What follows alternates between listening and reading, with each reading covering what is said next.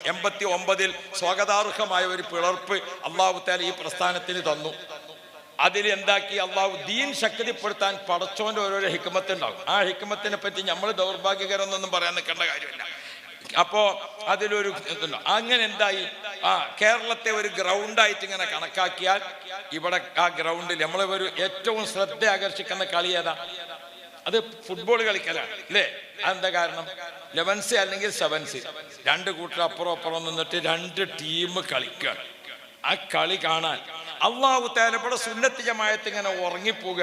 സുന്നികൾ ഇവിടെ ഉണ്ടാകും, മൗലൂദൊക്കെ ഓതിയിട്ടൊരു 4 ആളുണ്ടാകും. പക്ഷെ സുന്നി എന്നുള്ളൊരു ആശയം ഉണ്ടാകില്ല. ഒരു ആശയത്തിന്റെ അവിടെയാണ് ഇവിടെ വല്ലാതെ ആ സുന്നി ആശയത്തെ ഇങ്ങനെ മയക്കുപടി വെച്ച് കിടത്തിയിട്ട് അങ്ങനെയുള്ള ഒരു അവസ്ഥ വന്നപ്പോൾ അള്ളാഹു തആല ഇതിനൊന്ന് ഉണർത്താൻ തീരുമാനിച്ചു.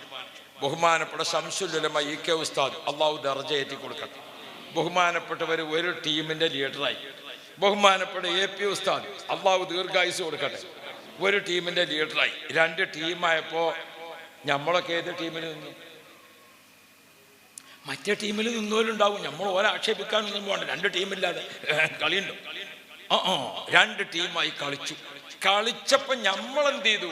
നമ്മൾ കളിയായിട്ട് മുന്നോട്ട് പോയി. ഗോൾ ഇങ്ങനെ അടിച്ചിട്ട് കളി അറിയാത്ത ആൾക്കാർ കളിക്കണോലെ പിടിച്ചു കൊണ്ടുക, കാലിന് വെള്ളിച്ച് തള്ളിയിടുക, അങ്ങോട്ടാക്കുക. അത് കളി അറിയാത്തവരുടെ രീതിയാണ്. അത് ഇപ്പോഴും ഗ്രൗണ്ടിൽ കളിക്കുമ്പോൾ നമുക്ക് കാണാം. കളി അറിയാത്തവർ ഇങ്ങനെയാണ് ഉന്തിയിട്ടും ഇതാക്കിയിട്ടും. അപ്പൊ കളി അറിയാത്തവരും ഉന്തും തിരക്കും ഒക്കെ ഉണ്ടാക്കി. ഇപ്പോഴും നമുക്ക് തമ്മിൽ ഉന്തുന്നത് കേൾക്കാൻ കഴിയും. അപ്പൊ അള്ളാഹു തആല ഖൈർ നൽകുമാറാവട്ടെ.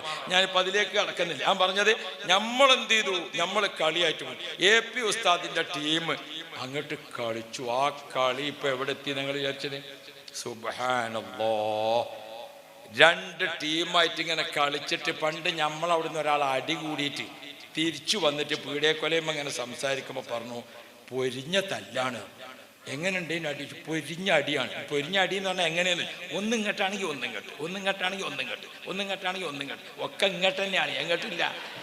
മനസ്സിലായോ? കേൾക്കണവര് വിചാരിച്ച് ഇതൊക്കെ എന്ന മാതിരി ഗോള് മുഴുവൻ അടിച്ചിട്ട് നമ്മളെന്തായി? എ.പി.കാർ മുന്നോട്ട് പോയി. അള്ളാഹു ഖൈർ തരട്ടെ. അങ്ങനെ ഇപ്പം എന്തായി?